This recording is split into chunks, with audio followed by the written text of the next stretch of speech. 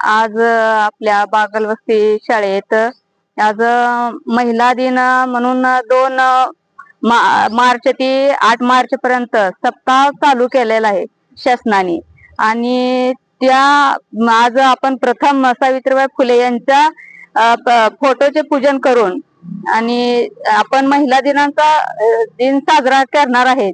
ते आपण आज हे सर कुठले सर बर्मदे सर यांनी आपल्याला मार्गदर्शन केलेले आहे.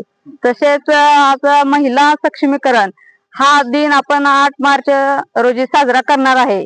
त्याच प्रमाणे जास्त शासनाने भरपूर महिलांसाठी सक्षमीकरण आणि योजना भरपूर काढलेल्या आहेत. त्यात आपण ही योजना राबवणार आहेत. प्रत्येक महिलांसाठी काही ना काही राबवणार आहे. त्यात प्रत्येक महिलांनी सहभागी होऊन प्राधान्य करावे सगळ्यांनी.